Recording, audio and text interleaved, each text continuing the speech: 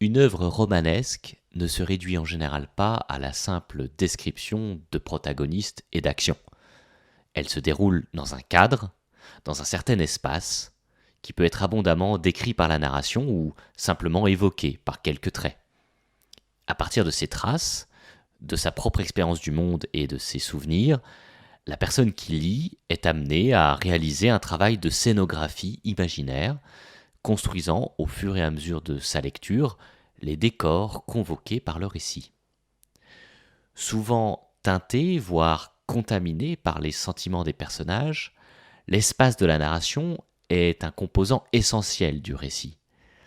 Que resterait-il de Mort à Venise sans les évocations d'une lagune fantomatique plongée dans les vapeurs du choléra?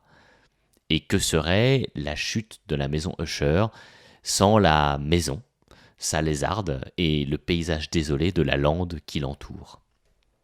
Nous allons ici nous intéresser à une œuvre de Cormac McCarthy, No Country for Old Men, un roman publié en 2005 puis adapté au cinéma par les frères Cohen en 2007 avec Javier Bardem et Josh Brolin.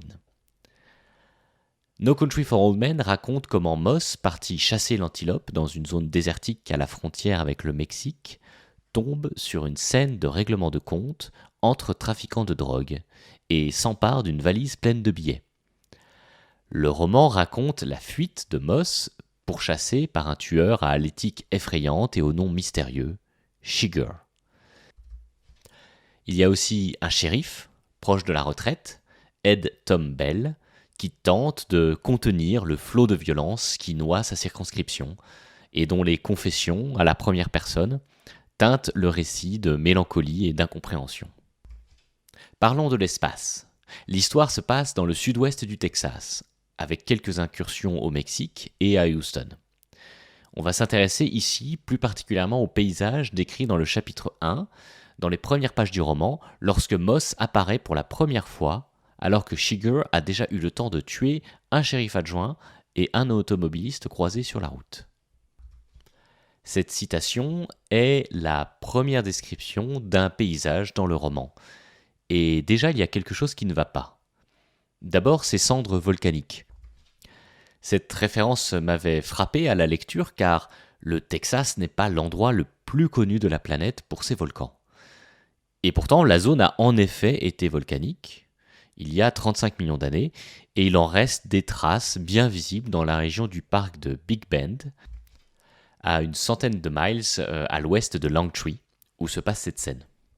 Mais au-delà de la possibilité de leur présence à cet endroit, ces cendres participent à construire une vision de l'espace très particulière dans ce premier chapitre.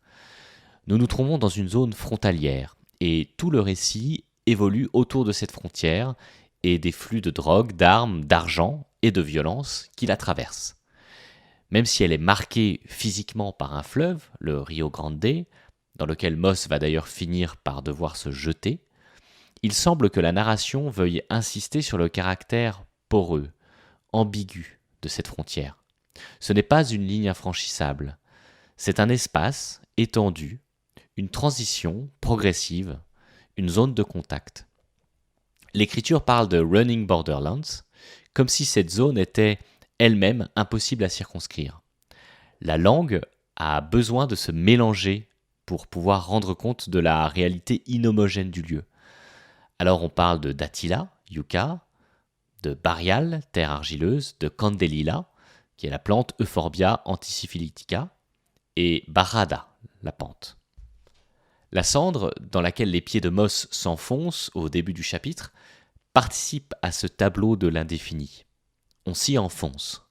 C'est un sol, mais qui n'est ni solide ni liquide, une sorte d'entre-deux, un continuum flou.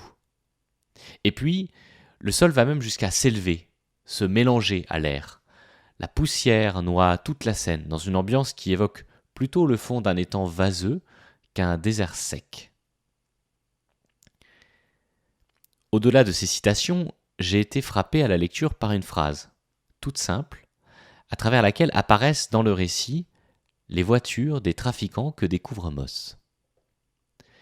Il y a quelque chose dans cette phrase qui décale notre imaginaire, quelque chose de subtilement étrange, qui nous propulse dans un autre univers. Peut-être est-ce l'évocation de la plaine inondable, ou bien le verbe qui semble souligner l'incongruité de la présence de ces 3 voitures dans cet espace vide. D'où viennent-elles exactement ? Elles semblent être tombées, verticalement, avoir chuté du ciel. Alors où sommes-nous exactement à ce moment ? Dans quel espace ? On a quitté le désert. Parce qu'il existe des espaces où les objets, les machines ou les corps tombent ainsi, à la verticale, et attendent, comme étrangement figés là, pour l'éternité. Ce sont les fonds des mers, le fond des océans, les fonds des étangs. Des lieux où sombrent les carcasses et les épaves, où on les oublie, avant que quelqu'un ne les découvre par hasard. Et je crois que c'est exactement dans ce genre d'espace qu'on se trouve à ce moment, avec Moss. En brouillant les cartes entre le solide et le liquide, le texte des pages précédentes nous a préparés à ce déplacement radical qui se manifeste dans cette phrase et qui transforme le désert en un paysage sous-marin. Alors, dans ce paysage devenu aquatique, on découvre forcément des corps noyés. L'image d'un cadavre face contre terre n'est évidemment pas anodine. C'est la posture typique du mort noyé, retourné, offrant son dos au ciel. Elle signifie une pesanteur, un mouvement qui va vers le bas, une incapacité à s'élever, à s'évaporer. La mort, face contre terre, est une dissolution qui stagne, qui contamine l'espace autour du cadavre, trop lourd pour être déplacé. C'est une mort pesante. Bachelard a identifié dans notre relation avec ce qu'il appelle l'eau lourde, verte, l'eau des étangs, l'imaginaire d'un espace qui garde tout ce qui y tombe, à tout jamais, et qui ne demande qu'à ressurgir, sans aucun pardon possible, sans aucune échappatoire. Le corps sans vie, retourné vers le bas, s'inscrit dans ce réseau. Et l'image d'un enfant syrien, retrouvé dans cette posture caractéristique sur une plage de Méditerranée, tire sa force tragique de cet imaginaire d'un mal qui stagne, qui croupit et dont on ne peut rien faire. En quelques pages, le texte de McCarthy a réussi à planter le décor. Un décor subtilement étrange, qui semble toujours prêt à dépasser notre perception première. Un espace qui mêle le liquide au solide, qui échappe aux limites communes, un espace qui fuit, qui entre en résonance avec notre imaginaire pour nous emmener ailleurs, un peu plus loin qu'on ne le pensait, vers la violence, vers l'horreur, vers un mal qui nous éclabousse et dont on ne peut jamais se défaire. C'est là le génie de Cormac McCarthy.